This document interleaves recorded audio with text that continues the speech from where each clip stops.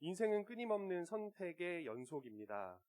어렸을 때에는 누구와 친구가 되어야 할지, 어떤 음식을 먹어야 될지, 어떤 학용품을 사야 될지, 좀 더 나이가 들면 어떤 과목을, 어떤 전공을 선택해야 될지, 어떤 직업을 선택해야 될지, 누구와 결혼을 해야 할지 등등 우리의 인생은 끊임없이 선택을 반복하다가 어느 순간 문득 서서 뒤를 돌아보면 지금까지 내가 해왔던 선택들이 지금의 내 모습을 이루었다는 걸 발견하고 깜짝 놀라게 됩니다. 그 소중함을 잘 알고 계신 인생의 경험이 풍부하신 분들께서는 무엇을 선택할 때 단순히 자신의 감만 믿지 않고 주변 사람들에게 조언을 구하기도 하고 하나님께 열심히 기도하면서 지혜를 구하기도 하죠. 오늘 아침 저에게도 선택의 기로에 섰던 순간이 있었습니다. 저는 수리산역이라는 지하철역 근처에 살고 있는데 그곳에서 이 방화동 영신교회까지 오기 위해서는 수리산역에서 금정역으로 가서 1호선을 갈아타고 까치산역으로 가서 2호선으로 갈아탄 뒤 신도림역으로 가서 2호선으로 갈아탄 뒤 까치산역으로 가서 5호선을 갈아타고 여기까지 와야 되는데 이게 아침에 출발을 하다 보니까 5시 반 정도에 출발을 하거든요. 꼭 1호선이나 2호선을 타고 있을 때 배가 살살 아파오기 시작합니다. 그러면 그때 이제 하나님 제가 지금 내릴까요? 갔다 올까요? 아니면 도착해서 갈까요? 어떻게 해야 될까요? 정말 그렇게 절실하게 기도를 할 수가 없습니다. 그러다가 오늘 아침에는 선택을 했습니다. 용단을 내려서 갔다 왔습니다. 정말 감사하게도 하나님께서 예배 전 10분 전에 도착할 수 있게 해주시더라고요. 근데 만약에 제가 그렇게 다녀왔는데 예배 늦었다. 그러면 저는 그때 제 선택을 아마 후회하겠죠. 그래도 좀만 더 참을 걸. 끝까지 가서 교회에 도착해가지고 들어갈 걸 하는 생각을 하면서요. 그렇게 많은 선택들이 있지만 우리는 그 선택의 결과가 어떨지를 모르기 때문에 선택을 하기가 굉장히 어렵습니다. 사소한 선택은 상관이 없어요. 어떤 신발을 살까 이런 것들 굳이 기도하지 않아도 쉽게 결정을 내릴 수 있습니다. 아마 하나님께서도 그래 어떤 신발 골라볼 거니 마치 아담에게 동물들 이름 지으라고 하셨던 때의 표정으로 어떤 신발 고를까 우리 아들 딸이 이렇게 쳐다보시겠죠. 그런데 신앙적인 결단을 내려야 할 때가 있습니다. 믿지 않는 친척 또는 가족들을 전도해야 될 타이밍이 왔을 때, 명절이 되어서 친척들을 만나기 위해 가는데 그곳에서 복음을 전해야 될 것 같은 마음에 감동이 오고 있을 때, 또는 정말 미운 직장 상사 또는 정말 보기 싫은, 설마 그런 분이 없으시겠지만 교회 내의 형제자매들 중에 정말 보기 싫은 어떤 사람과 동역하게 되었을 때 하나님 제가 어떻게 행동해야 될까요? 어떻게 말해야 될까요? 그 순간은 정말 열심히 기도하시면서 하나님의 뜻을 찾으셔야 하겠죠. 그런데 정말 놀랍게도 매 순간마다 그리고 사람마다 하나님께서는요 서로 다른 메시지를 주시면서 동시에 그 선택을 우리에게 유예하기도 하십니다. 오늘의 본문을 보면요 4절과 5절에 있는 내용이 모두 같은 환경과 상황을 그리고 있습니다. 그것은 곧 미련한 사람이 어리석은 것을 따라 말하고 있는 상황입니다. 미련한 사람이, 지혜가 없는 사람, 하나님을 모르는 사람, 남들을 어렵게 하면서도 자신은 그것을 깨닫지 못하는 한 사람이 자신의 미련함을 따라 어리석은 말과 행동을 하고 있는 상황이에요. 그럴 때 4절에서는 이 사람과 대화하지 말라고 합니다. 5절에서는 그 사람에게 대답해 주라고 합니다. 어째서 4절과 5절, 불과 한 절 차이인데 하나님의 말씀이 진리인데 왜 이 두 가지 구절이 서로 다른 것들을 지시하고 있는 것일까요? 그 이유는 바로 하나님께서 여러분을 신뢰하고 계시고 여러분을 사랑하고 계시기 때문입니다. 이를테면 이런 것입니다. 이제 대선이 끝난 지도 한 달이 되었으니까 정치 얘기를 해도 마음이 좀 편할 것 같아요. 영국에 있는 한 그 설문조사 기관인 유고브라는 곳에서 미국에 사는 18세 이상의 성인들을 대상으로 2017년부터 2020년까지 약 1000명의 성인들을 대상으로 조사를 한 결과 40%의 사람들이 집에서 나누는 정치적인 대화 그리고 정치적인 뉴스 때문에 스트레스가 너무 심하다라고 대답을 했다고 합니다. 우리 항상 선거 기간이 되면 그런 얘기 하잖아요. 너 몇 번 지지하니? 누구 지지하니? 그러면 안 돼. 그런 이야기를 할 때 서로 다른 사람을 지지하는 사람들끼리는요, 왜 상대방이 그 후보를 지지하는지 도저히 납득이 안 됩니다. 이해가 안 돼요. 이쪽에서 저쪽을 보면 저 사람은 꼴통 보수고, 저쪽에서 이쪽을 보면은 진보 좌빨인 그런 경우들이 있습니다. 어떻게 내가 이런 아이를 낳았지? 어떻게 우리 부모님이 저런 이야기를 하지? 하면서 막 마음의 상처도 받고, 그러면 안 되는데 두근두근 떨리는 마음으로 기도도 하실 때가 있죠. 그런데 이럴 때 어떻게 대하는 것이 올바른 것일까요? 오늘 성경 구절인 4절과 5절의 말씀을 함께 볼 때 여기 나오는 인물들 중에 미련한 사람이 있고요. 또 미련한 사람에게 대답해야 하는 사람이 있습니다. 먼저 미련한 사람에게 대답해야 하는 사람의 입장에서 한번 묵상해 보도록 하겠습니다. 미련한 사람이 어리석은 것을 따라 이야기를 하고 있을 때 하나님께서는 거기에 대해서 대답해야 하는 사람을 사랑하십니다. 그래서 그 사람이 혹시라도 어리석은 사람의 어리석은 말을 따라서 대답하다가 그 사람을 닮을까봐 두려워하세요.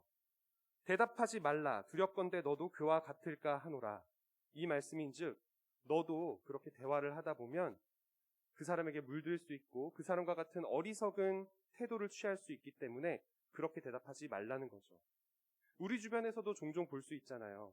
유달리 남과 싸우는 걸 좋아하는 사람, 자기 고집이 심한 사람, 말다툼이 시작되면 자기 말에 조금의 거짓을, 과장을 보태서라도 상대방을 꼭 이기고야 마는 그런 사람들. 그런 사람들과 대화를 하다 보면 논리적으로만 대화가 되지 않습니다. 그래서 어느 순간 비논리적이고 감정적으로 대처하는 나 자신을 만나게 되죠. 하나님께서는 그런 상황이 피하고 싶으셨던 겁니다. 왜냐하면 그 대답하는 사람을 사랑하시니까요. 그런데 5절에 있는 상황에서는 그 대답해야 되는 사람에게 그의 어리석음을 따라 대답하라 라고 이야기를 하시면서 두렵건대 그가 스스로 지혜롭게 여길까 하노라 라고 이야기를 하십니다. 4절에서는 대답하는 사람을 사랑하고 아끼는 마음으로 너는 저 사람과 같아지지 말아라 라면서 대답하지 말라 그랬지만 5절에서는 그 미련한 사람에 대한 사랑을 발견할 수 있습니다. 그 미련한 사람이 자신의 미련함 가운데에서만 살아가지를 않길 바라시는 겁니다.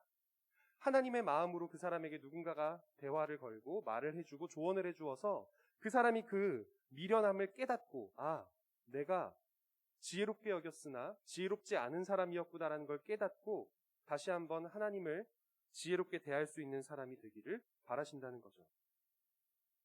예를 들어 우리 주변에 술을 좋아하는 친구가 있다면 어떤 사람은 이렇게 생각할 겁니다. 그 친구가 술 좀 마시자 라면서 불러낼 때 이 사람의 뭔가 힘든 부분이 있을 수도 있겠다.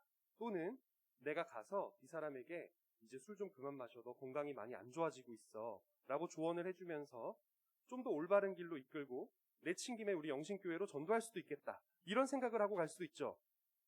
그런데 그 모습을 보고 있는 다른 가족들은 다른 생각을 하고 있습니다. 너 술 좋아하잖아. 솔직히 말해봐. 너 지금 전도하러 가는 게 아니라 술 마시러 가는 거잖아. 라면서 가지 말라고 하는 그 마음은 분명히 사랑에서 비롯된 것이죠. 하나님의 마음도 똑같았던 겁니다. 미련한 사람과 물들까봐 말하지 말아라였고 또한 하지만 만약 네가 충분히 강하다면 물들지 않고 오히려 상대방을 올바른 길로 이끌어줄 수 있을 만큼 강한 믿음을 가진 사람이라면 가서 대화해라라고 말씀을 하시는 거죠. 성경에는 가장 전형적인 이 케이스에 맞는 분이 계신데 그게 바로 예수님이십니다. 예수님께서는요, 죄인들의 친구라고 불리셨고 먹고 마시는 자라고 불렸습니다. 실제로 바리새인들과 서기관들 그리고 그 당시에 거룩한 삶을 살려고 노력했던 종교 지도자들이 물들까봐 죄된 삶을 살고 있는 사람들을 멀리하고 있을 때 예수님께서는 그들에게 먼저 다가가세요. 그리고 그들과 함께 식사를 하십니다. 어떻게 그럴 수 있을까요? 예수님은 가장 강한 분이었기 때문입니다. 그 누구에게도 물들지 않고 모든 사람들을 올바른 하나님의 길로 인도하실 수 있는 분이시기에 그 확신을 가지고 죄인들을 먼저 찾아가신 것이죠. 마치 빛과 어둠이 만나면 어둠은 빛을 조금도 해칠 수가 없듯이 오직 빛이 어둠을 몰아내듯이 말입니다. 그래서 여러분이 앞으로 인생을 살아가면서 그런 신앙적인 결단을 내리셔야 할 상황이 온다면 여러분도 스스로에게 정직하게 살펴보시기 바랍니다. 내가 예수님처럼 그렇게 강한 믿음을 가지고 이 상황을 대할 수 있을지. 하나님께서는요, 우리에게 명확한 어떤 지시를 내려주실 때도 있지만 이와 같은 상황에서는 하나님께서도 우리에게 선택을 유예하십니다. 우리가 스스로 생각하고 고민하고 성장할 수 있게요. 왜냐하면 하나님은 우리를 사랑하시고 우리를 통해 만나서 변화받아야 될 그 사람도 함께 사랑하시기 때문이죠. 제가 예전에 모 토론 프로그램을 보고 있는데 정말 놀란 장면이 있었습니다. 일명 이제 보수와 진보 양쪽에서 한 명씩 나와서 정치적인 토론을 하고 있었어요. 토론이 한 30분, 40분쯤 계속되다 보니까 굉장히 열기가 뜨거워지기 시작했습니다. 그 뜨거워진 열기 속에서 저는 한 가지 손짓을 발견했어요. 그게 뭐였냐면 머리에 땀이 나는 한 농객이 땀을 닦고 있는데 땀 닦을 때 어떻게 합니까? 휴지로 닦거나 아니면 손 펴서 닦으면 되잖아요. 근데 가운데 손가락만 펴고 땀을 닦고 있었어요. 그러니까 상대방이 그거를 이렇게 딱 보더니 자기도 펜을 이렇게 들고 펜을 이렇게 보여주는데 보통 펜을 줄 때는 이렇게 동그랗게 주잖아요. 가운데 손가락만 펴고 펜을 주고 있었습니다. 그게 어떤 의미인지는 아마 아시겠죠? 직접 해보신 분도 계시네요. 저는 그 모습을 보면서 더 이상 이 토론 프로그램에 저 두 사람의 토론은 볼 필요가 없겠다라는 생각이 들었어요. 너무 짜증이 막 나더라고요. 그 프로그램을 보는 많은 국민들은 그들이 지식과 또 서로를 존중하는 태도를 가지고 무엇이 올바른지에 대해서 함께 찾아가기를 원할 거 아닙니까? 그런데 그 상황에서 서로를 이겨먹고 서로 상대방을 화나게 만들고 도발하기 위해서 그러한 손짓을 했던 게 정말 하나님께서 보시기엔 얼마나 더 우습고 죄될까라는 생각이 들었습니다. 어리석은 일에 어리석게 대답하기로 작정한 것이죠. 인생은 선택의 연속입니다. 우리가 어리석은 일에 어리석게 대답을 할 수밖에 없는 나 자신의 연약함을 발견하였다면 그 자리를 피해도 됩니다. 그것도 하나님이 허락하셨습니다. 하지만 그보다 더 놀라운 길은 예수님의 길. 그 자리에서 물들지 않고 갈래길에서 아주 과감하게 그 사람과 마주하며 그 사람을 하나님과 더 가까운 길로 인도하는 그런 길도 있습니다. 저는 장로의 신학대학교라는 우리 교단 신학교에서 아직까지 공부를 하고 있는 입장인데 조교로 또 일을 하고 있습니다. 조교들이 함께 모여서 일을 하다 보면 피곤하니까 누군가가 잠깐 일어서서 커피 사올 건데 혹시 뭐 드시고 싶으세요? 라고 물어보세요. 그러면 대부분의 경우 저는 뭐 아이스 아메리카노요, 카페라떼요 이렇게 대답을 하는데 어떤 분들은 난 아무거나 이렇게 얘기하시는 분들이 계십니다. 아무거나. 저는 어떻게 하냐면요. 그 사람이 정말로 아무거나라고 얘기를 했기 때문에 그럼 정말 아무거나 사올게요 라고 한 다음에 나가서 따뜻한 아메리카노에 시럽을 3번 뿌리고요. 달콤하게. 그런 다음 거기다 계피가루를 잔뜩 뿌립니다. 한번 해보세요. 수정과 맛이 나요. 저 수정과 진짜 좋아하거든요. 그렇게 해가지고 타가지고 주면은 호불호가 확실히 나뉘어요. 어떤 사람들은 마시더니 우와 땡땡벅스에서 수정과도 팔아? 이러면서 되게 좋아하면서 마시는 분도 계신가 하면 어떤 분들은 그 뒤로는 절대 나는 아무거나라는 말을 하지 않습니다. 우리도 아마 선택이 점점 벌벌벌 떨리기 시작하는 타이밍은 한 번쯤 내 선택 때문에 크게 데워본 적이 있었을 때 그럴 거예요. 특히 가족들을 어떻게 대해야 할지, 말 안 듣는 우리 자녀 어떻게 대해야 될까, 하나님께 예배드리자고 주일에 아침에 계속해서 설득을 하고 있는데 말도 듣지 않고 내가 지금 어떤 선택을 해야 되는 걸까? 강권해서 데리고 나와야 되는 걸까? 아니면 조용히 기도하면서 우리 자녀들의 선택을 존중해야 되는 걸까? 남편 또는 아내가 그와 같이 교회에 나오지 않을 때 나는 어떻게 해야 되는 걸까? 싸워서라도 데리고 나와야 되나? 아니면 그 앞에서 울어야 되나? 아니면 종교의 자유라면서 인정을 해야 되나? 하나님께서는 그 갈래길에서 여러분에게 어느 길로 가라라고 말씀하지 않으십니다. 다만 하나님께서는요, 여러분이 스스로를 살펴보고 온전한 행동으로 그 사람을 대할 수 있을 때에는 대화하고 그렇지 않을 때에는 그 자리를 피하기를 바라세요. 그게 바로 오늘 본문인 26장 4에서 5절의 말씀의 핵심입니다. 그러나 여기에는 한 가지 메시지가 더 있습니다. 하나님께서 우리 인생의 갈래길을 허용하시는 이유, 한 가지 길만이 아니라 두 가지 길, 어디로 가도 정답이다라고 말씀을 하시는 이유는 그 길을 놓고 고민하는 나를 사랑하시고 어느 길을 선택하든 그 길에서 만날 사람들을 사랑하시기 때문이듯 하나님께서는 여러분이 자신이 선택한 길 위에서 여러분을 신뢰해 주신 하나님께 보답하고자 하는 마음으로 신실하게 살아간다면 어느 길이나 하나님은 동행하실 것이라는 점입니다. 이것이 가장 중요한 메시지이죠. 말씀을 정리해 보도록 하겠습니다. 어떤 사람에게나 선택의 순간이 옵니다. 대부분의 선택들은 우리가 그냥 자의적으로 선택하면 됩니다. 하지만 신앙적으로 선택해야 되는 순간이 오면 반드시 기도하고 묵상하면서 무엇이 하나님의 말씀이고 마음인지를 파악해야 합니다.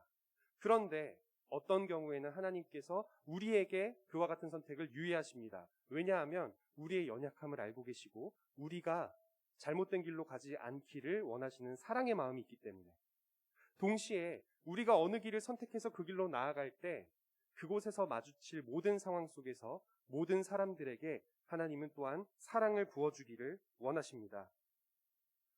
약한 사람은 악한 자를 멀리하고 강한 사람들은 악한 자를 가까이 하도록, 그래서 그 악한 사람이 하나님의 마음으로 변화될 수 있도록 하나님께서는 여러분을 쓰기를 원하십니다.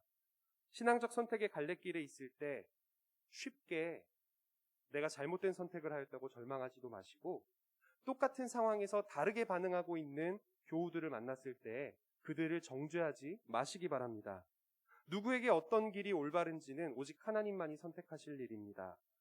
내가 할 수 있는 최선은 내가 선택한 길에서 하나님의 동행하심을 신뢰하고 그 갈래길을 하나님 저를 사랑하고 믿어주셔서 감사합니다라는 마음으로 끝까지 가는 것이죠.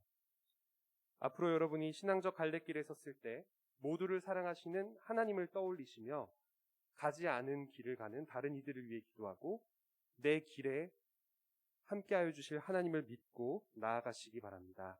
함께 기도하겠습니다. 우리를 사랑하여 주시는 하나님 아버지, 그리고 우리와 동역하여 주시는 하나님 아버지, 저희가 하나님을 따라 꼭 붙잡고 걸어야 하는데 오히려 하나님께서 저희를 더 사랑하셔서 저희가 천방지축으로 가는 그 길을 하나님께서 붙들어 주시고 어떻게든지 하나님께서 평안과 정의의 길로, 선한 길로 인도하여 주심에 감사드립니다. 주님, 저희에게 선택의 순간이 있을 때 그 선택을 하나님 앞에서 진지하게 성찰하겠습니다. 나에게 이익이 되는 것보다 하나님께 이익이 되는 것, 내가 보기에 좋은 것보다 하나님이 보시기에 좋은 것을 선택하기 위해 최선을 다하겠습니다. 그러나 하나님, 저희가 어떤 선택을 하든 그 선택이 신실하고 하나님 앞에서 정직한 것이었다면 주님 그 길에서 저희를 떠나지 마시고 함께하여 주시옵소서. 우리 영신교회에 있는 모든 교인들이 강한 믿음을 갖기를 원합니다. 인생에서 만나는 어리석은 모습으로 살아가는 사람들, 미련한 모습으로 살아가는 사람들을 피해가야 할 땐 피해가고 또 그들을 만나 변화시켜야 될 때는 변화시킬 수 있는, 구별할 수 있는 지혜를 저희에게 허락하여 주시옵소서. 예수님의 이름으로 기도드립니다. 아멘.